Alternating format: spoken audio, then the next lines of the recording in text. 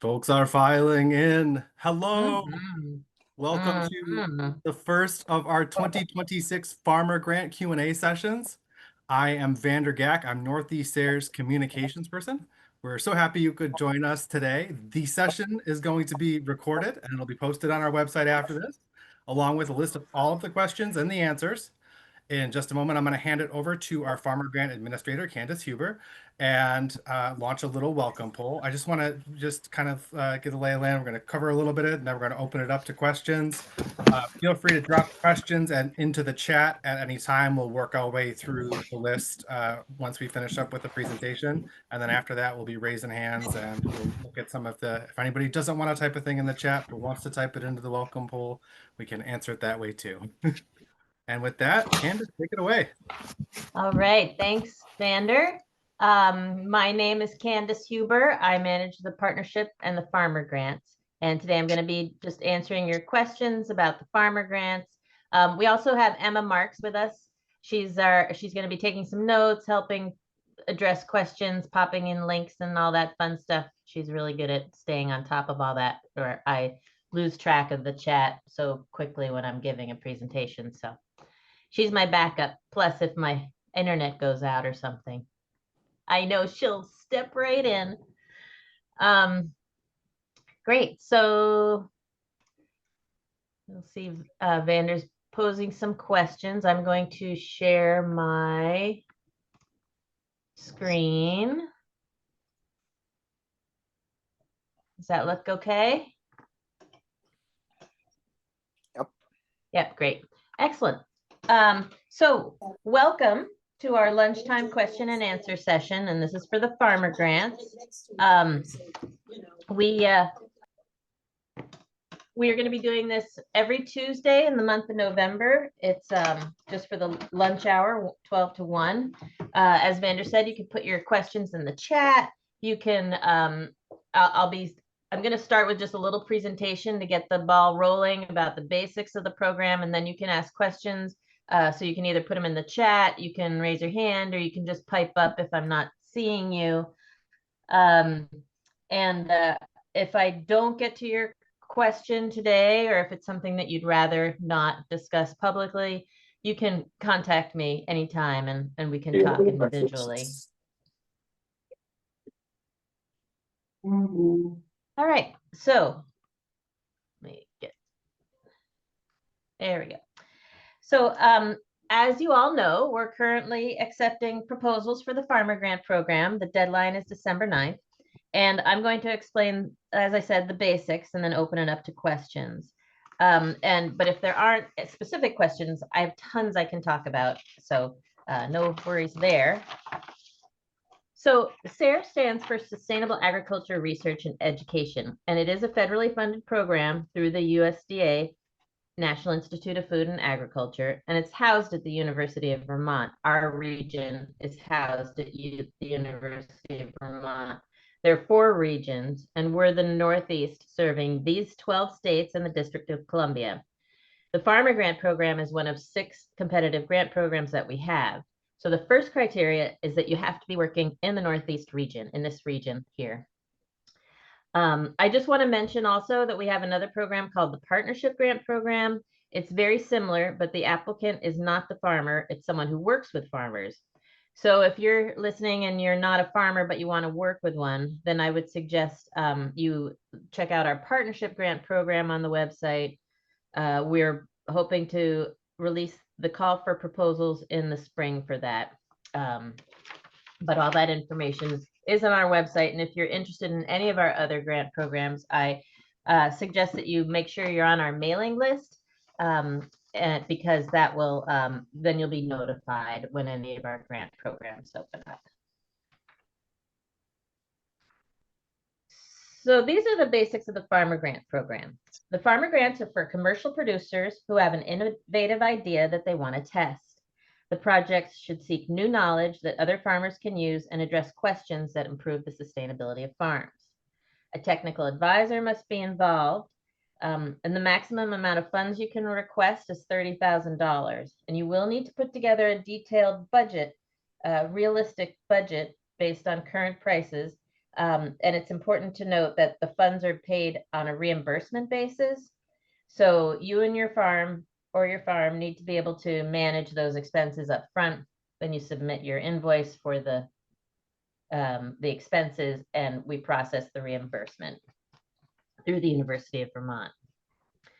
Projects typically run from 1 to 2 years, but the absolute maximum is 3 years.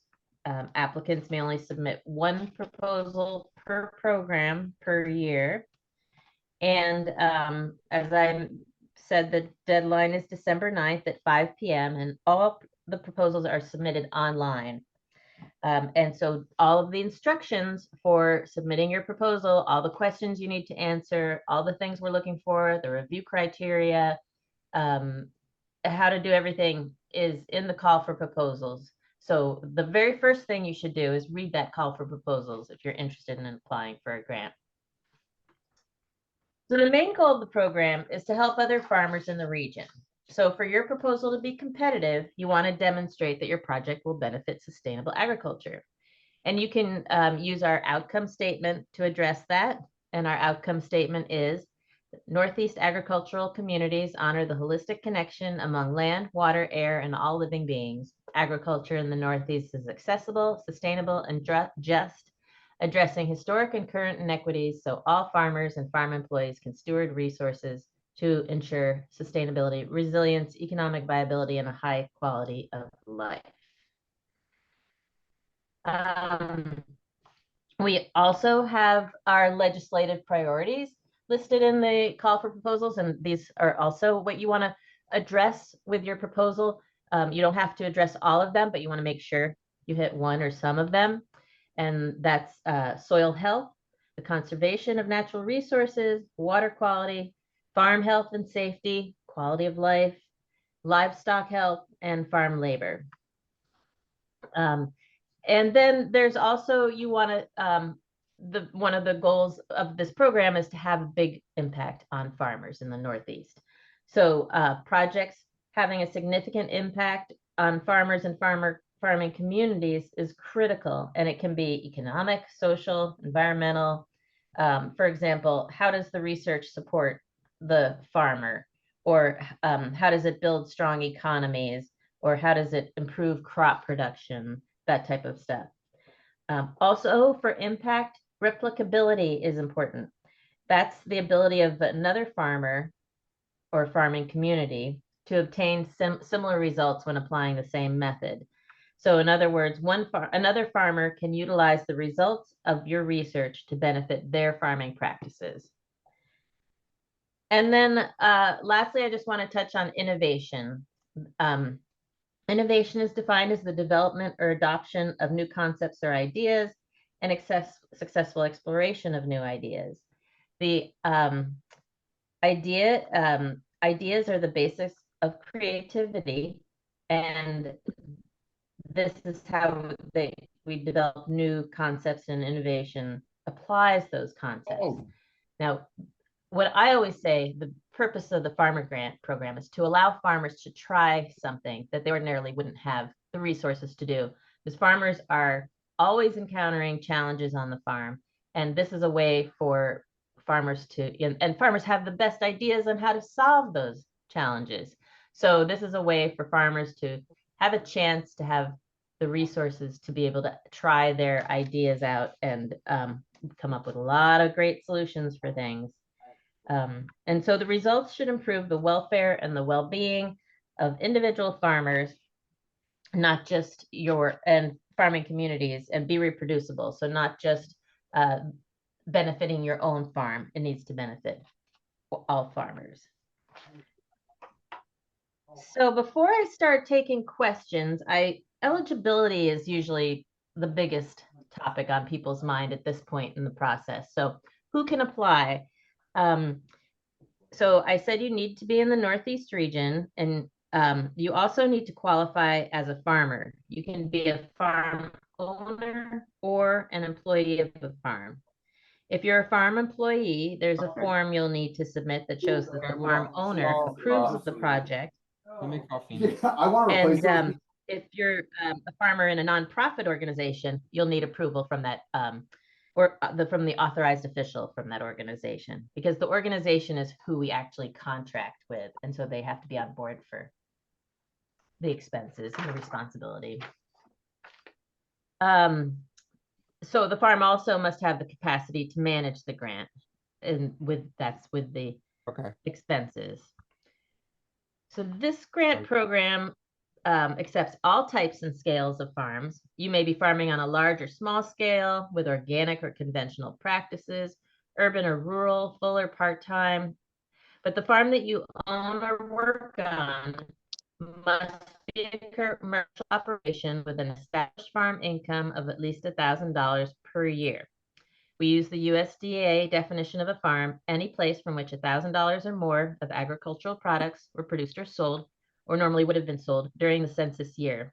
Now, the normally would have been sold is important to note here because the USDA recognized that some farms experience low sales in a particular year due to bad weather, disease, changes in marketing strategies, or many other possible reasons.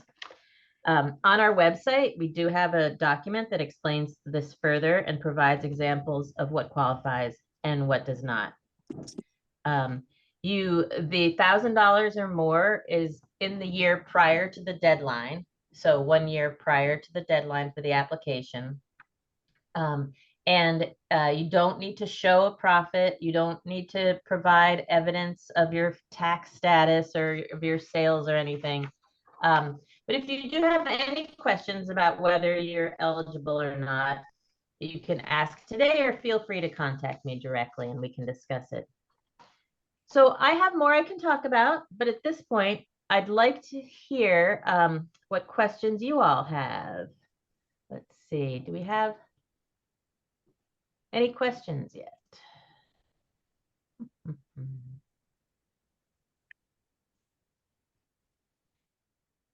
Emma has put some of the links in the chat. So thank you, Emma. That's great. So everything I just referenced, she popped it right in there. I have a question. Yes, please. So my name is Ralph Corsini. I'm an oyster farmer on the Great South Bay here on Long Island. And I've created some innovative, oyster gear and, an upweller, some oyster gear. What else have I developed? A tumbler, and since I didn't have a lot of money to spend, I was able to build these things from, plywood and bicycle rims and rollerblade wheels and, power tools, And so my question is, the equipment itself, when it's built, isn't very expensive if you could do it yourself. What was very time consuming and took a tremendous amount of trial and error was the innovation end of it, to get it to work properly. So with regard to this grant, if I published my upweller design, that can be fabricated for, I don't know, $400 as opposed to, $5,000, $10,000. I could handle 500,000 oysters in this upweller. I mean, how would I, how would that be monetized out as to what the value of that is? Right. So the value, by value of that, do you mean how much it'll cost for you to fabricate it? What I mean is, if I apply for this grant, you're looking for innovative ideas, Yep. the actual materials to build this thing. That's the idea, that they don't cost very much. Yep. But where my time and effort, went into designing this, it's reproducible, it's easily constructed. I mean, how would that be monetized? So what would you Yeah, what would you want from us to, like, it sounds like you've already done all the work. I did. Do you want to test it? Do you want to Well, I develop it would further? like, what I would like to do is apply for a grant where I could draw this up, in a blueprint form, give you a materials list, give you a video of, one of them working, and get paid for my innovation, you know? Mhm. Yeah. Well, so if reviewers are, this is a competitive grant program, so Right. reviewers are gonna compare your project to other proposals. Yep. And we do fund product development and product design. So Mm. if you are going to, so you would need to have some sort of research aspect to your project. Like, are you going to test how it works, put together the data so you can tell people this really works and you have the hard data to show it to them? If you're testing it, you don't need to share the design, but if you're working on the product itself, you're going to need to share the design. If SARE's paying for any of the product development, you're going to need to share the design. It'll be in the public domain. If you're just testing the product, then it does not, you don't need to provide the design. But it sounds like you have a useful product that could really help other farmers. Reviewers are going to be looking to see exactly what we're going to be funding for that project, and we can't pay you for time that you've already put Okay. into developing this project. Okay. Does that all help? Yeah, I think what I'm getting out of it just is, you know, that I would put a list together with my time, with my materials and what it cost and the design. And that would be a possibility that I would be able to obtain this grant. But you're But you not would have going, to have some sort of project associated with it. Like yeah. you'd have to lay out how you're going to be testing it, what you're Oh, going to be yeah. doing with Yeah. it, and all that. Well, I mean, it's common knowledge that an upweller, you could grow a very small oyster, to a half inch in a couple months with an upweller, Hmm. and Yeah. so that's common knowledge. What's innovative is how to build such a machine, for $400. Right. Right. That's the innovation. I think But if you're still this having some this may not be a good fit, is what I'm yeah, thinking. it may not be. And so that's really actually one of the first things everybody needs to do is to look and see if their project is a good fit for this program. Right. If you need other ideas, there's NOFA in various states. There's your local extension office. There's your your Department of Ag in your state. Yep. And you can look around and see what other options there might be for something like that. Okay. I thank you for your time. Sure. You feel free to contact me if you have further questions and we can discuss it. Thank you. I'm gonna drop in the chat here for you, Ralph. We had a project in 2018 that focused on constructing laser scarecrow for under $500. Yeah. And that was kind of a similar thing where it was recognized that there was a way to do this cheaply that other farmers could replicate. Yeah. And they created a system for that. So I'm going to drop a link for you there. And yeah, I think it's just important to remember that any SARE project is public domain. So Yeah. if you're looking Yeah. No, I'm to patent just anything, not the right fit, but we do have an example of somebody who's taken something and built their cheaper version of a thing for everybody else who wants to. yeah. I mean, I could certainly share that, Great. share my design. I was just wondering, how that would work. I have some other innovative oyster gear that works pretty well. Yeah. But I Give me would a love to call see that if link. you'd Yep. like.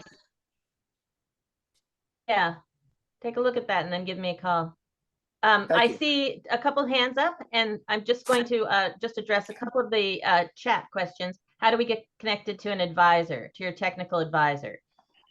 So we have let's see, let me just get this to here. I've got some Yeah. slides on technical advisor. Technical advisors are required, and Okay. they're All right, we sounds suggest good. that you start right at the beginning of your process by finding a technical advisor. And that's somebody who can talk the project through with you, contribute through to knowing, to like understanding other perspectives or things that have already been done about the challenge that you're addressing. They can help you, can review the proposal to see if, you know, it makes sense, or help you develop your experimental design. So any kind of expertise that can help you with outreach. But it's very important that you do have a technical advisor. Now, we don't connect you with a technical advisor, but you can go to your local extension office. You can find a private consultant, a veterinarian, if it's, you know, livestock related, state agency, even an experienced farmer. It can really be anybody who has expertise in the topic that you're addressing in your proposal.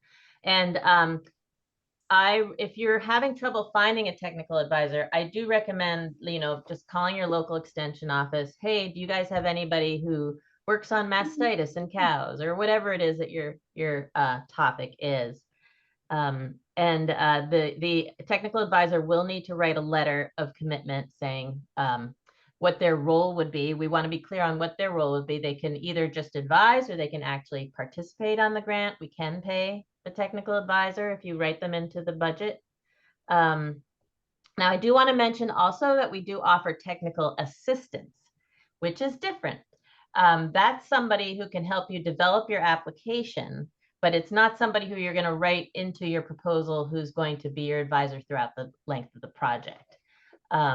And if you are interested in requesting that or learning more about that, please go and fill out the form. I'm sure we'll drop the link in the chat. And that is due by November 11th if you're interested in having that, because we need time to be able to work with you. Do we need to do research to ensure that our proposal is for something that has not been done in prior years? It is advisable to do so when you're providing the context of your project.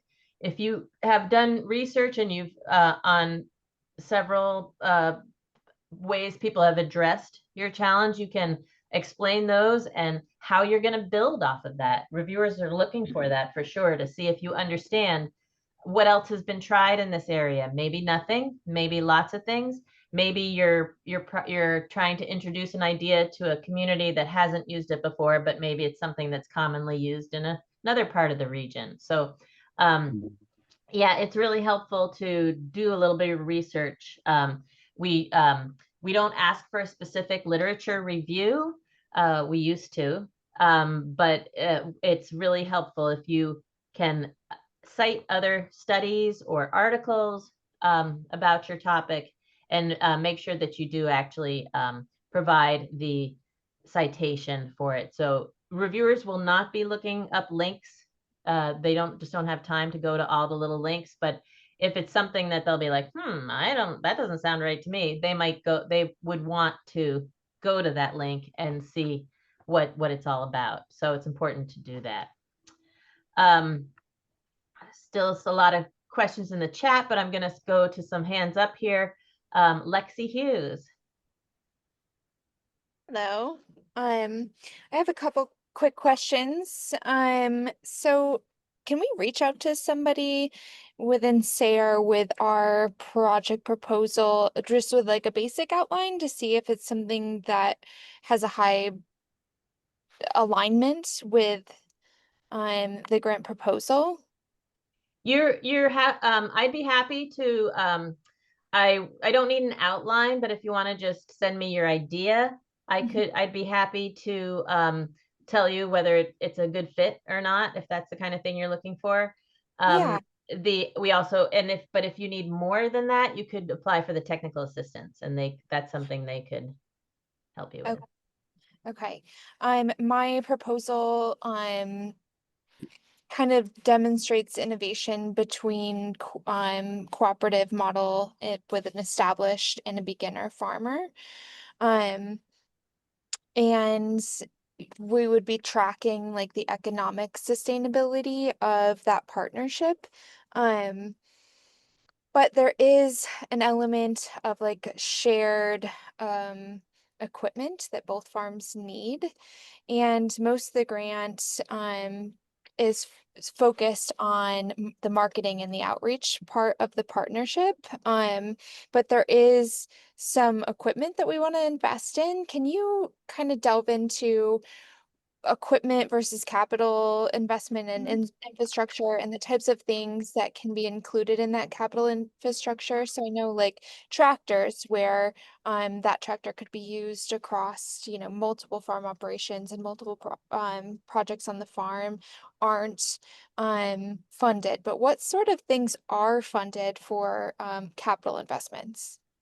Yeah, this is a great question. Equipment is a big thing for people to understand what we do and don't fund. As I've said, you're going to need to develop a budget. Oh, first of all, Lexi, are you a farmer? Are you the farmer? I am Are a you- farmer, yeah. Yeah.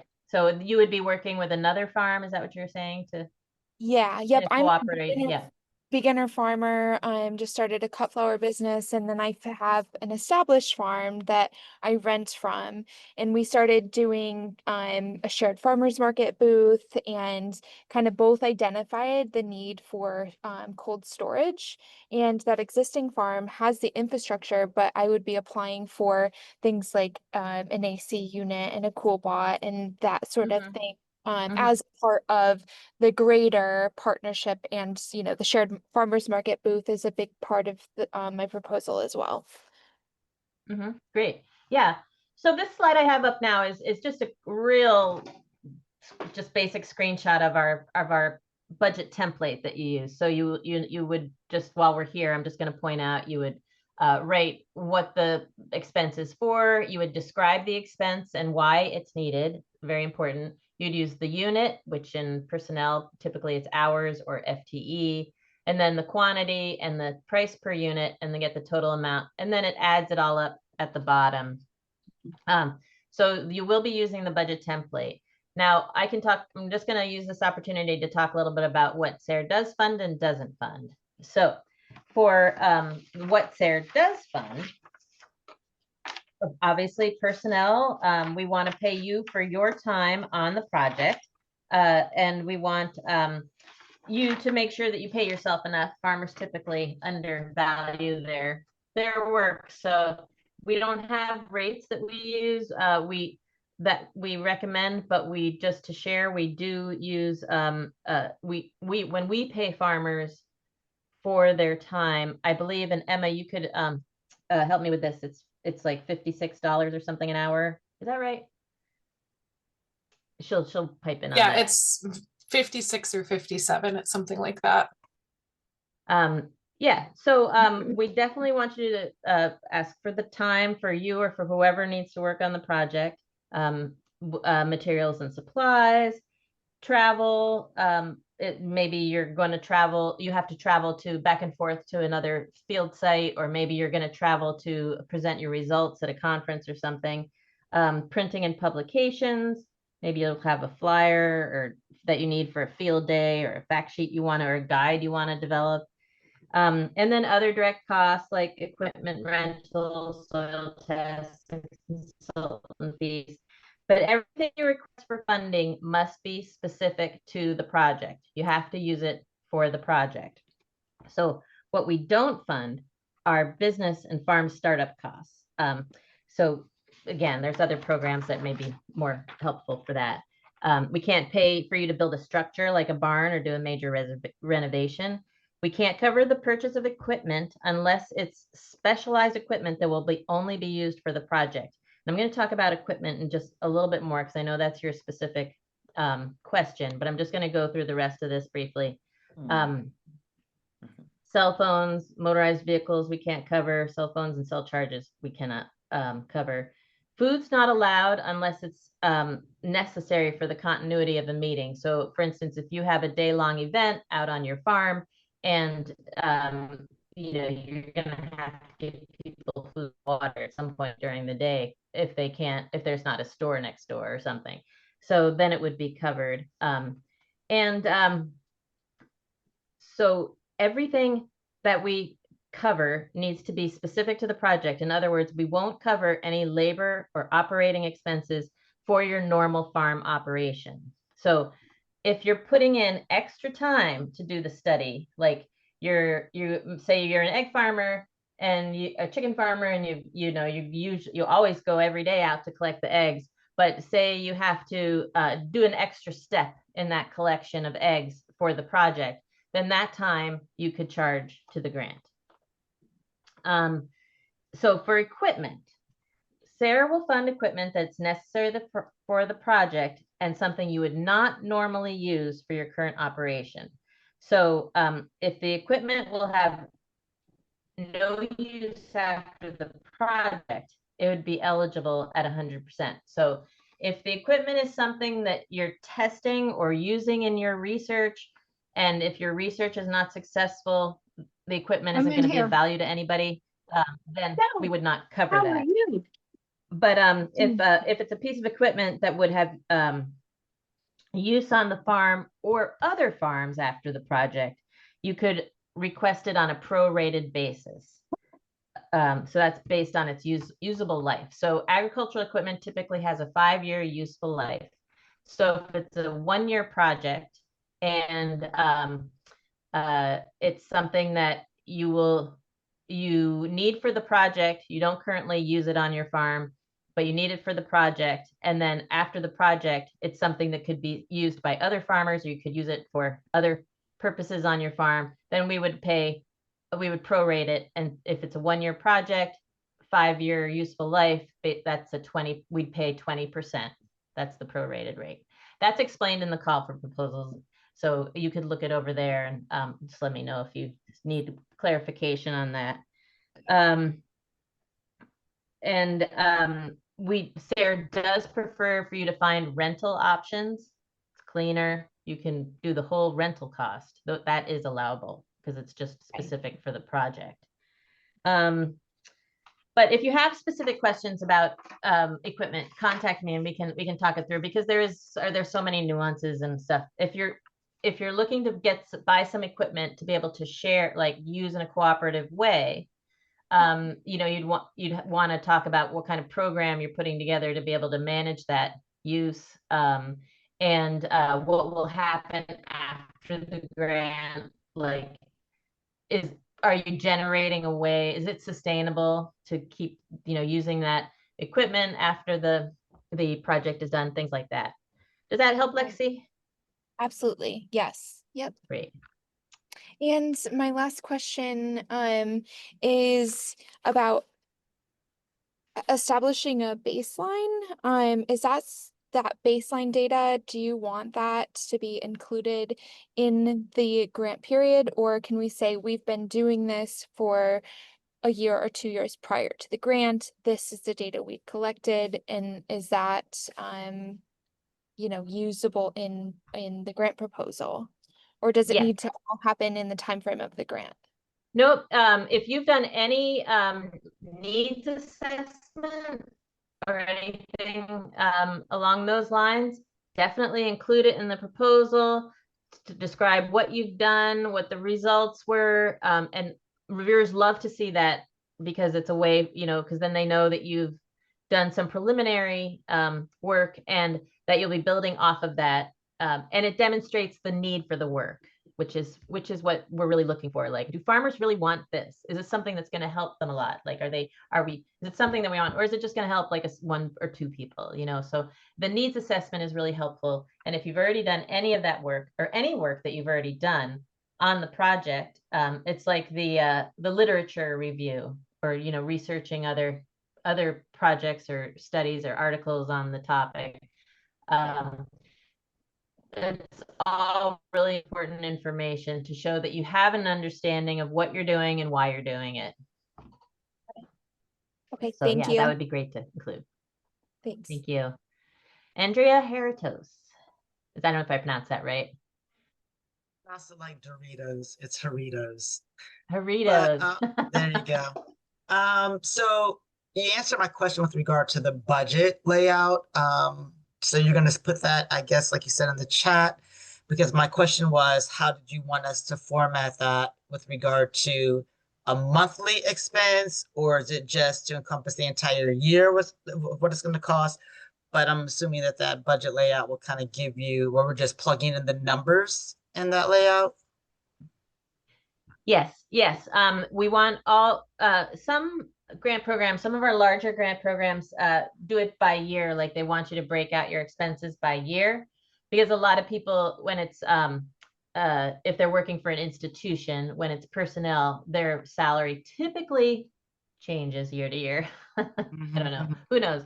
But but for farmer grants, we have one budget template, and you put all of your expenses in there. For instance, if it's 2 years of labor, you just put in what your average amount would be. If you need to break it out, like you think you're going to have 2 different rates of pay, you would put year 1 work, year 2 work, and just have them as 2 separate line items, but they would be right there in the same budget, same category. So we don't need it broken out. We just do need it by unit, like hours or pieces, or And copies. and how does the reimbursement work? So Yeah. I get that I got to buy my plugs and do what it is I need to do up front. So Right. how often are we submitting the reimbursement portion, and is there a form for that? And Yep. how soon does that actually come in? So on the initial document that we had asked him to identify, Yeah, so there is a section on our website for managing your grant, and we'll be if you do receive an award from us, we'll give you all this information. But you can invoice us monthly if you would like, but we do recommend people invoice us at least quarterly to keep on top of all the expenses. Some people wait until the end of the project.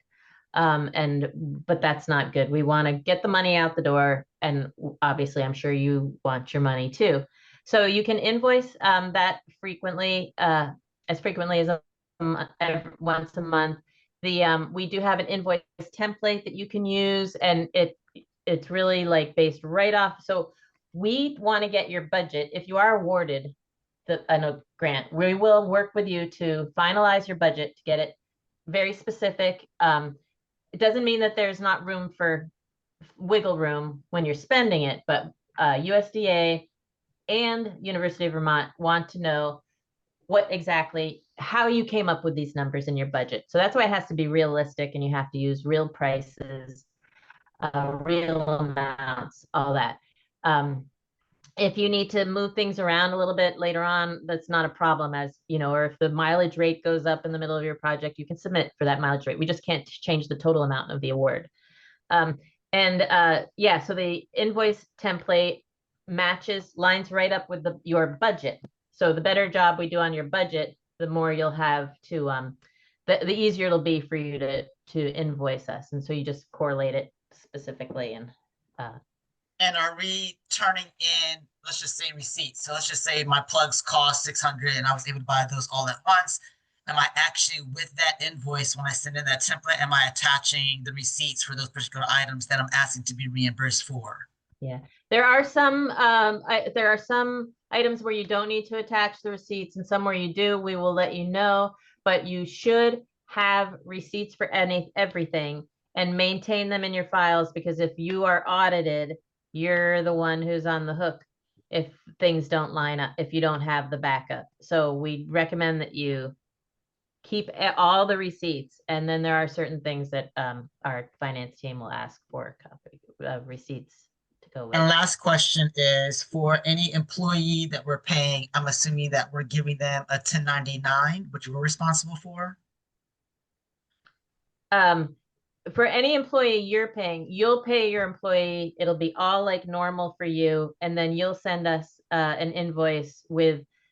So that's a case where we don't have a receipt, and the 1099 business is completely on your end there for your employees.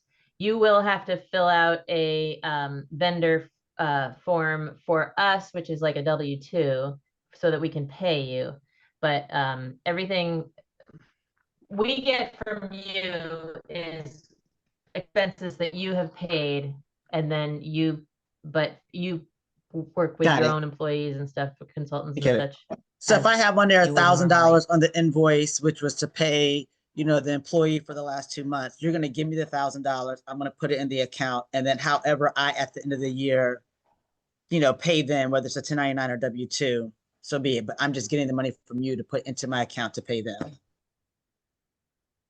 Right, and it's actually, That's- you should have already paid them and then request the funds, so. You should, Got so it. you Yeah, should. same difference. Yeah. Okay. Okay, Matthew, Understood. oh, sorry. Did you have anything else, Andrea? Oh, no, I'm good. I'm good. Okay, great, thanks. Matthew Island, and then we'll go back to the chat for a little bit.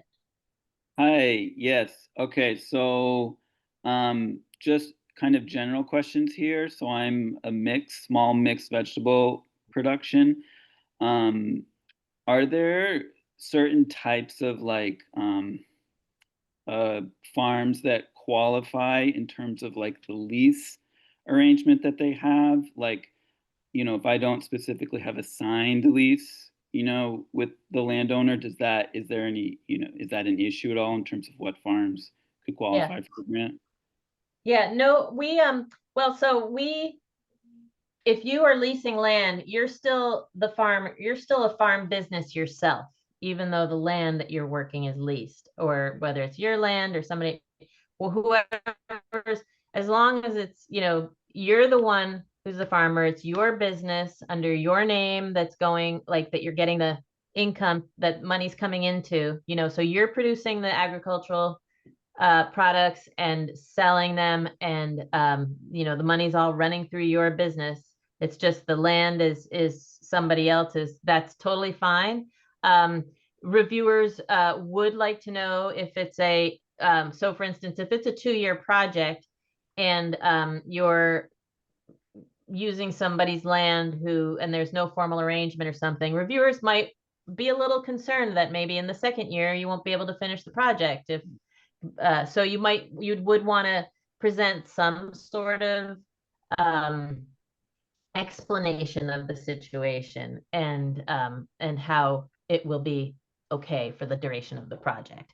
Reviewers want to see that you have the resources you need to do the project, and we don't need anything from the landowner. We only, if you're a farm employee, we need approval from the farm owner, but not if it's like you're still your own business owner, it sounds like, while you're just using land somebody else. Does that make sense? Yeah, no, I think so. Yeah, I mean, that makes sense. I Good. have a lease arrangement on paper, and it's for we wrote it down for 5 years, for me to be able to stay there, but it's not like a signed lease that that we did with a lawyer, so it's not an official document, it's an unofficial, informal document. Put the toys down. Turn around. So Lay down and turn around. I would just submit, it sounds like that that would qualify though. Yeah. Mm-hmm. Yep. Yeah. Okay. Great. Yeah, did you have another question, Matthew? Sorry, just another quick question. Yeah. And there's no certifications required for your farm? No, we do ask you to explain your experience and and your maybe your education, whatever's applicable to the project. But nothing is required, no sort of certification or formal training or anything like that. Okay, cool.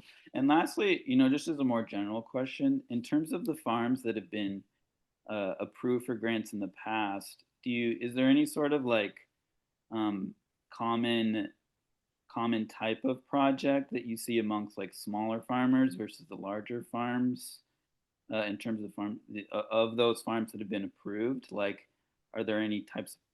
Are there specific kinds of projects that you see more often with the smaller farms versus the larger farms in terms of like, is it like a marketing based proposal Yeah, versus I could, a scientific thing or not? yeah.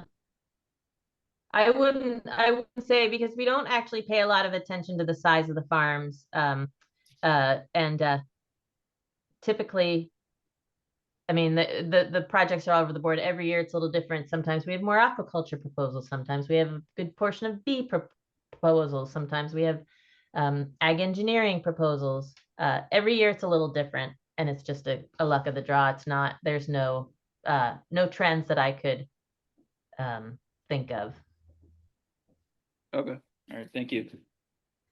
So I'm going to go back to the chat, and then we've got a few more people with their hands up. I see there's quite a bit in the chat. So I'm just going to go to this next question, but maybe Vander, you could let me know if like maybe some of them are kind of duplicative. So you could throw some questions my way from the chat. I see it, it seems like projects can either focus on research or education / demonstration activities.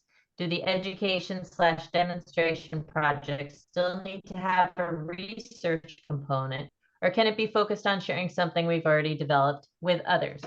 That's a really good question. And the education and demonstration do not need to have a particular research component, but there needs to be some way to assess the impact. So if you are, if you're teaching a curriculum, you'll want to be developing the curriculum, and we'll of course want to see, what in your reports, you'll want to explain what you've developed and how you did the education, like what physically, like, how you promoted it, how you chose people to participate, and what you did with them, and how it was laid out, and all that. And then you also want to have some sort of aspect of how do you measure if this is doing anything for these people. So you'd want to add a component of some sort of evaluation, so that there will be some results, and you can say the education on soil health, or I educated all these people about cover crops, and it was successful, and I know that because so and so many people attended and changed their farming practices, their soil management practices. So there should be some sort of way in your projects to show that the education demonstration was successful, with any sort of farmer impact. And again, if I'm not answering your question that you put in, please contact me individually. I'm around, and I see we do have a lot of questions, so I don't want to cut anybody short. So Vander, why don't you throw me a question? I think that we've done a solid job. Thanks so much, Emma, in responding to a lot of the ones in the chat. We're seeing a question from Lexi on common reviewer concerns for pitfalls that people should be aware of. I think that yeah, their common stumbling blocks seems like a good general one for you to touch on. Yeah, that is a good one. So as I mentioned earlier, the first thing you should do is make sure that program is a good fit for you. So you don't want to be submitting a proposal where you're just asking for SARE to provide you money to buy a tractor, because that's not gonna fly. So don't waste your time. But when you have your project developed, and if you feel like it's a good match, then proceed with all the pieces. Get that technical advisor lined up well in advance. It can take, some people say it takes up to 40 hours to, by the time you talk to the technical advisor and get everything that you need, and where you need letters of commitment from any collaborators that you might have. It all takes some time. So start as soon as you can. Prepare your proposal. You'll want to answer all the questions in the call for proposals and prepare them offline. And so then it's easy to just copy and paste it into the online system. There are word limits that you're going to want to pay attention to. We do also have a document that you can link to from the call for proposals. That's like Word doc of all the questions being asked. So it makes it really easy to prepare it all offline. And you'll want to write with the reviewers in mind. So you want to keep your writing clear and straightforward. You don't want to use jargon. You don't want to use acronyms that are not identified. You want to write it. So all the reviewers have broad agricultural experience, and they all have their expertise, but maybe not expertise in your topic. So you want to write your proposal like it's somebody who, has general agricultural experience, but maybe doesn't know anything about aquaculture. So if you're talking about an upweller, you might want to say an upweller is a piece of equipment that will bring, I don't even know what it does, bring the oysters up or something, I think.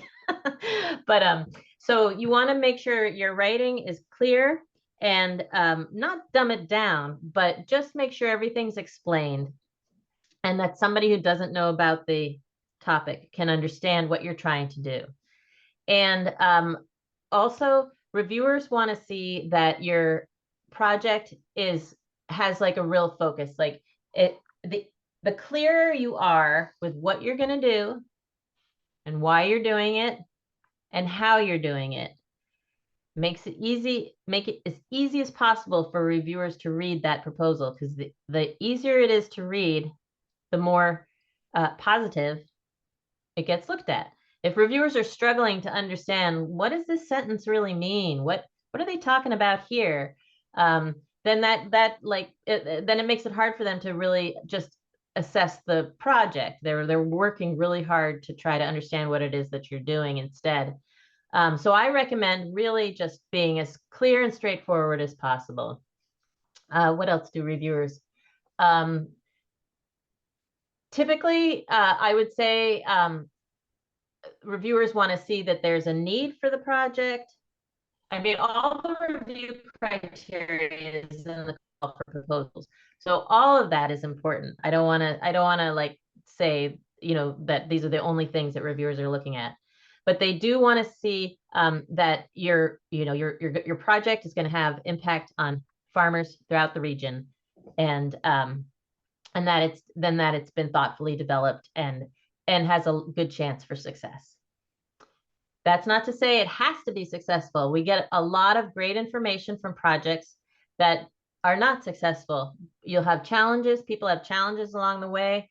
But if another farmer can go onto our database and see your project and see that, well, this didn't work because this happened and then this happened and we never thought about this and that, that's all really helpful information for a farmer who's interested in looking into the same thing.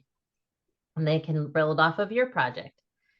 And then there's the budget that needs to be realistic. Don't ask for something that is not pertinent to the project, because reviewers will look at that and going, why are they asking for, a hoop house when they aren't even working with crops or something? I don't know. And then there are attachments. You've got the budget. You've got, if you're a farm employee, you've got the grant commitment form, and then letters of commitment from your technical advisor and any other collaborators that will be on the project. So those take some time to get. So you'll want to make sure you work on that. So I hope that's helpful.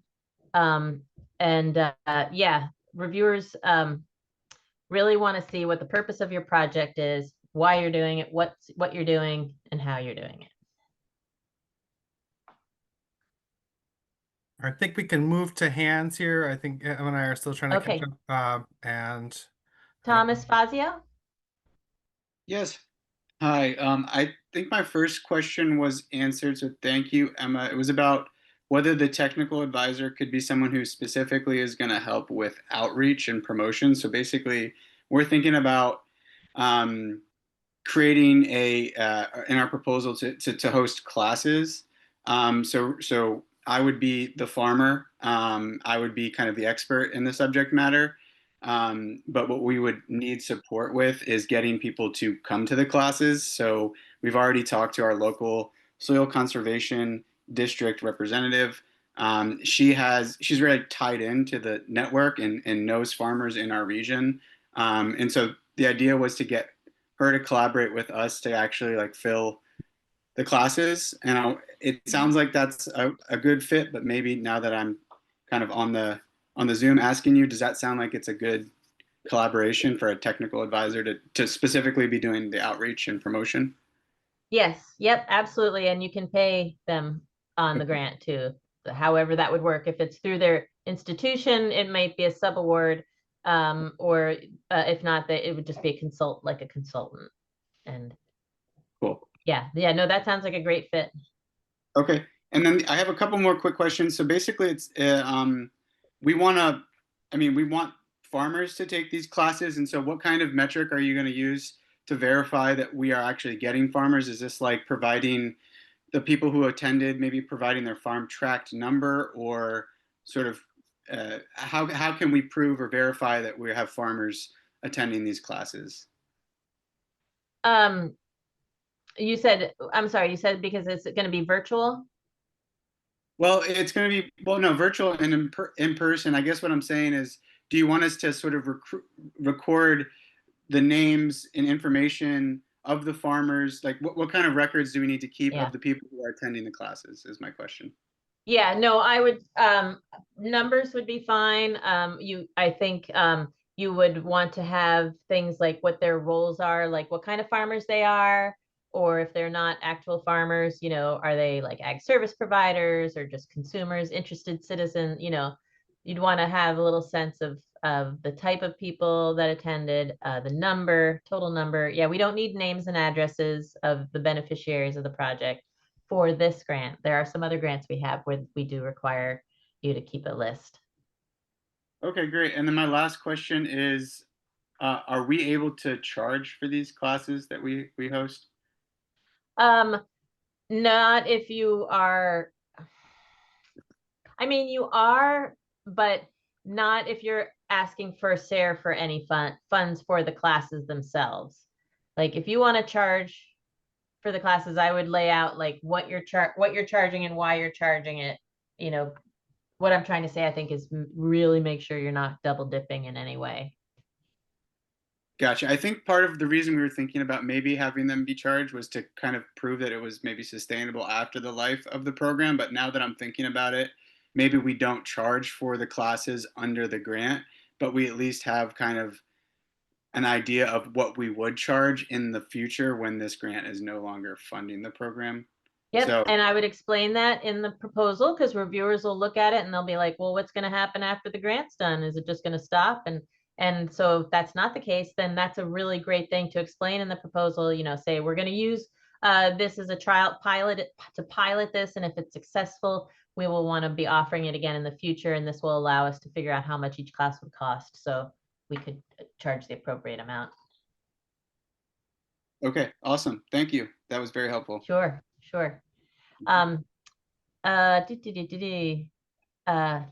Lisa Evans? Yep. Yep. Hello. Hi. Hi. I had a couple questions that I put into the chat, and one was that we got a SARE grant last year, and we have still some puzzles that we're figuring out from the research that we've done last year on beneficial insects. And we would like to continue some of the research so we can get some more answers on some of the puzzles that we've gotten on the different bugs that we've utilized as pest control. And I wanted to know if is it possible to build on last year's grant? Yes. Yep, it is definitely possible. You'll want to, if it's not going to be finished by the time the deadline comes around, you want to make sure you explain the work that you've done, because that may not be available in the reporting system. You may not have put the report in yet when the reviewers are reading this. So you want to, in the proposal, you want to make sure you explain where you're at and then what still needs to be done on that project and why you're looking for more money at this point in the project to do something else. Okay. Now it is 12:59. I'm going to stay on for a little bit to answer specific questions. that people have, just for a little bit, but I know a lot of you might need to leave. So I just wanted to say thank you. And again, we will be doing this 3 more Tuesdays in November, right up until right before Thanksgiving. And but otherwise, please feel free to contact me, send me an email. And if you want to talk by phone, you could try calling me, but the best thing to do is to send me an email. We'll set up a time where we can talk, and we can do that by phone or by Zoom or by Teams, whatever you would like. But I do want to make sure everybody gets their questions answered. So please, please, please, if you have not gotten your question answered through the chat or through the today, just give me a call, or shoot me an email. And other than that, the recording will be posted. We'll also be posting the questions and answers that came up out of today. And yeah, my contact information is here, but it's also in that call for proposals. So you'll always be able to find it. Thank you for joining us, everyone. And I'm going to go back to you, Lisa, because looks like you had another question. Yeah, you had mentioned something about the equipment having a 5-year shelf life for farmers and losing its value. And I'm working with the city of Boston's tax assessor on valuation of our farm equipment. And I wondered where you got that piece of information so that I could potentially pass it along to the city of Boston tax assessor. Yeah, I think it's just on the IRS website, if that's Like the IRS website. Yeah, I Kind of a big website. I dropped a link in the chat that says it's I believe that it covers under the GDS things for equipment for research purposes. That because that's how our grants function. That's why it's in there. There are definitely some IRS things in the chart for the depreciation tables that have agricultural equipment that is listed at a 10-year depreciation rate, and then large agricultural structures like barns are at a 25-year depreciation rate. So there are definitely some nuances that go into that get beyond just the SARE grant level. And you said you put that in the chat, hidden somewhere? Yep, yeah, I'll drop it again. I got Okay. another window here. Thank you. Thanks, Lisa. Sandra Spoor.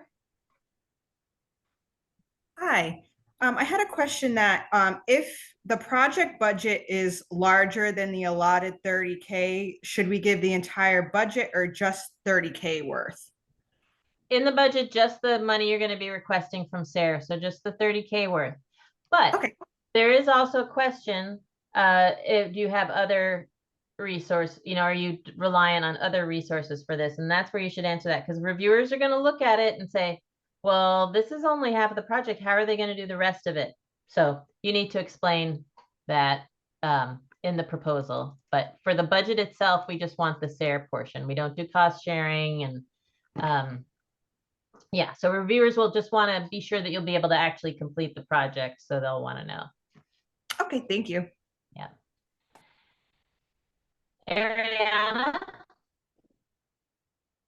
Hi. Yes, my question is, my project is focused on disseminating information about climate-friendly farming practices, and I just wondered if that's fundable in the current federal government environment. Do I need to not use the word climate change in my proposal? I would recommend that, not using that word in your proposal. Okay. I would, yeah. Yeah, I mean, we are certainly open to funding any of that. But it will eventually go through some sort of, it could be flagged somewhere along the way if it's got, we just don't know. We just don't know. So we recommend using neutral language as much as possible. It's not that we don't want you to do it. It's not that we don't want you to work with certain populations. We absolutely do want you to do all that stuff. But if you can present it in a way that's generic, Vander, what are some of the words for climate change that we, weather-related events. Yeah, weather-related events. I would definitely check out the New Frontiers recording that we linked there. It gets into a lot of good suggestions on how to shift, how the language is shifting, and then kind of explains how to just really tune things to our legislative priorities right now. Ariana, I have one more thought for you. We recommend focusing on farmer impact.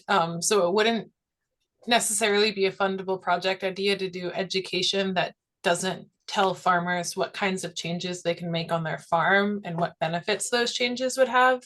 So if you're doing work related to climate change, you'd really want to drill down on like, this is what we recommend that farmers do, and this is the positive impact or benefit it would have for them. That would be how to make it a more compelling proposal. Thank you. And just one follow-up is, like, even if my proposal uses the sort of general language about weather variability or whatever, like, could the project itself in communication with farmers still say climate friendly? Yes, as long as if it's not something that's going to be attached to your final report, like as in like a fact sheet, or if you wanted to put your promotional material, include that in your final report, you wouldn't want to use that. But when you are contacting or communicating with the farmers, and it's not something that we're going to be receiving to have in our database, you can say whatever you want, or whatever is appropriate, I should say. Okay, thank you so much. Sure. Lisa, did you have another question, or?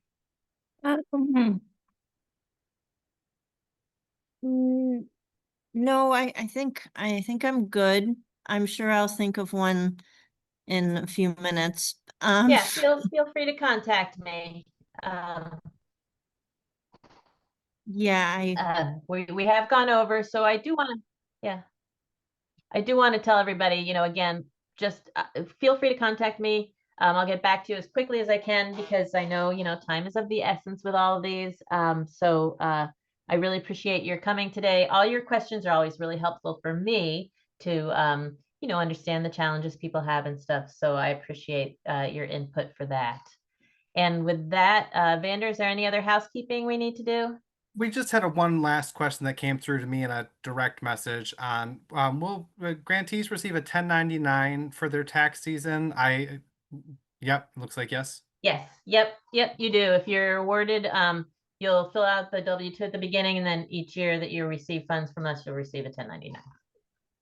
Yeah, that was from me. So I just wanted to make sure that which is it's a no-brainer, but based on what it is I'm getting for my project being in about 18 months, what I use in the 1 year is what I'm gonna get a 1099, and then what I use in the last 8 months will be 1099.